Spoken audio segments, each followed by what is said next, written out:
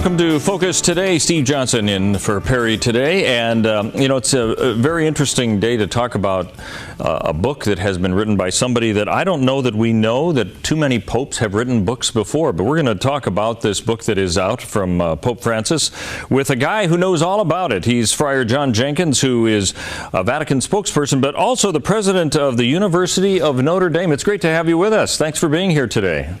Wonderful to be with you, Steve. Thanks for having me. Now, I got a question. I'm trying to think back to any pope who has ever written a book while they were pope. Is this a first that's ever happened? Well, no, Pope Benedict, Francis's predecessor, has published a couple books while he was pope. So he did write a few books, and of course, popes publish things called encyclical letters that are sort of official proclamations. But this is unique, perhaps, because it's simply an interview, him talking to a reporter. Well, and that is a different style. It's called The Name of God is Mercy. And I think that as people are trying to understand this particular pope, this is kind of an interesting insight to it. Describe how different this is from the other books that have been written. You say it's an interview with a reporter that they documented, collected, and turned into a book. Is that pretty much how it turned out?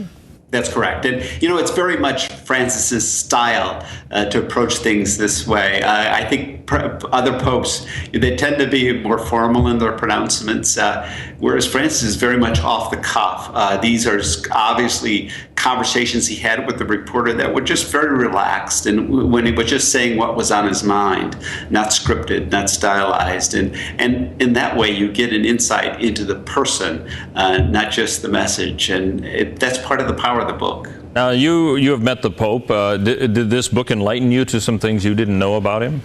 It didn't surprise me. There were things that were different, but again, it was just a deeper exposure, a deeper communication of what he cares about, who he is, and what he thinks is important to tell the world at this time.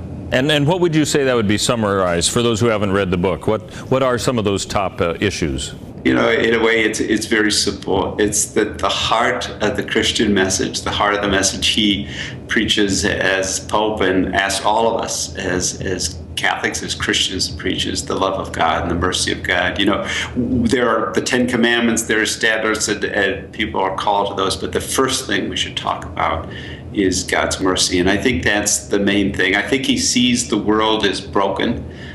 Socially, I think there's difficulties. We all know of them. I don't think that's a surprise to us. And individually, I think our lives, I think we all know our lives could be better. But to those wounds, Francis offers the medicine of God's love and mercy, and he thinks that can heal us and make us whole. I think that's the summary of the book, pretty much.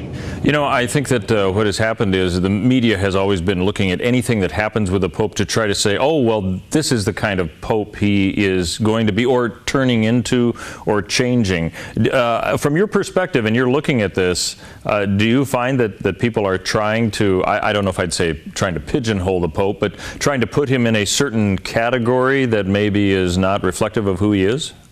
Well, maybe a little bit. I think there are sort of certain kind of high-profile divisive issues, whether it's, whatever you want, abortion or contraception or homosexuality, divorce and remarriage. And all those things are important. But again, I think the main message he wants to give is that God is love and there is mercy for all of us, and we're all broken in some way.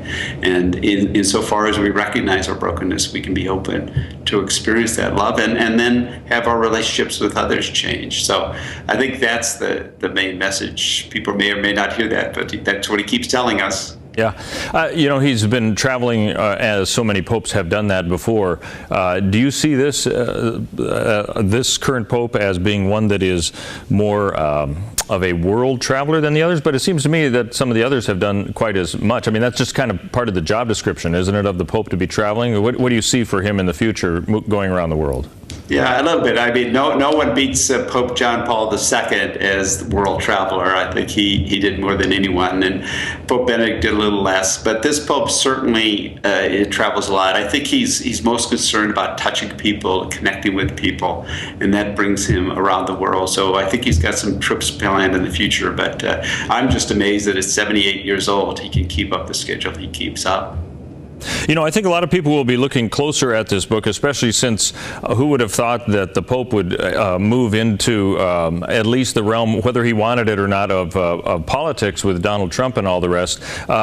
When you look at this, give us your perspective of this, because it seemed like there was a little bit of a clashing of opinions there. From the Vatican point of view, was this a surprise to see Donald Trump say he's not really in line with what the Pope was saying about walls and so on? Yeah, you know, I think the Pope, I think the way to read what the Pope says, he was asked a question, is simply, look, and this is at the heart of Catholic teaching, is that, you know, everyone's my brother and sister, everyone, no matter what country they're in, no matter what language they speak, no matter how rich or how poor. And his point was, look, no matter who you are, Donald Trump or anybody, if all you talk about is building walls rather than making connections, building bridges with people who are your brothers and sisters, that's not a Christian thing. Now Donald Trump was mad about that, so be it. One thing about this Pope, he speaks his mind, and I'm sure he's going to continue to do that, whether Donald Trump or anybody else reacts or not. Well, and that bodes a question then, too. Do you think it sounds like there may be some surprises, things that we may have said, well, now we know what the Pope is all about, that he might surprise us by? Oh, I think he surprises us only in that he keeps saying things that maybe make us think in new ways, but in a way the message very consistent from the start. I mean, it is about from the very first day he was Pope. He talked about God's love and mercy, and that's been his consistent theme. And so I'm sure there will be applications and particular issues on which there will be surprises, but it all comes out of a consistent theme and a consistent concern to let the world know that God's love and mercy for all people, no matter who they are, no matter where they are. Speak into the relationship, if you could, of those Catholic leaders such as yourself here in the United States with the current Pope. We've seen some who, coming from Argentina, from Europe, or whatever, they may have an affinity towards the people of their country. What is a relationship like between the Catholic leadership here and the Vatican? Well, I can only speak for myself that I find this Pope very exciting. I think I work with young people. I think it's exciting for young people.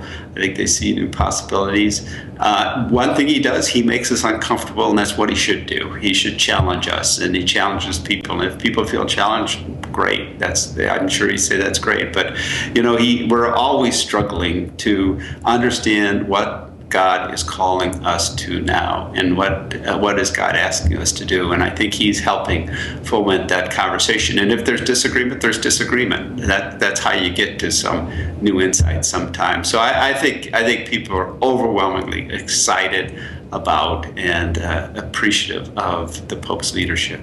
Are there any issues that you would like to have the Vatican tackle during this particular reign of this Pope?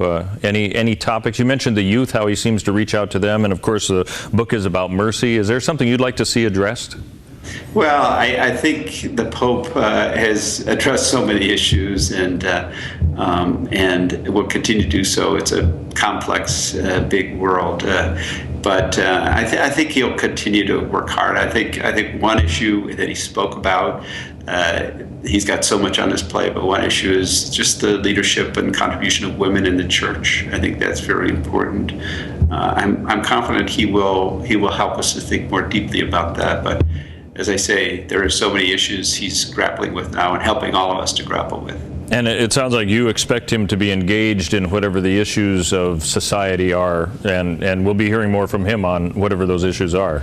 There's no doubt that he's a Pope of the people, and he wants to go where people are and what they care about, and I'm sure he will continue to do that. All right, the book is called The Name of God is Mercy. Pope Francis has written it. If you could, Father, tell us, what would you say if you had to summarize this book? Obviously the title is about mercy. What would this address for somebody who would pick up this book and read it? Yeah, I think it would invite them to new possibilities. I think we all struggle with our failures and our regrets and difficulties, and this is a chance to have a true transformative relationship with God, who offers us nothing but love and hope, and that will transform our lives. So if you can read this book, reflect on that, and ask for God's grace for that, I think it will change your life. I think it will be an important book for you. All right, great. Father John Jenkins, a Vatican spokesman and also president of the University of Notre Dame. You just have a few jobs to do, it sounds like, in your spare time. Thanks for being with us. Appreciate it very much. Okay, thanks a lot, Steve. All right, and we've got more coming up for Focus today. You want to keep it tuned right here on the Dove. I'm Paulina Leiser, producer of Focus Today. Thank you for watching this video, and make sure to check our other videos at thedove.us.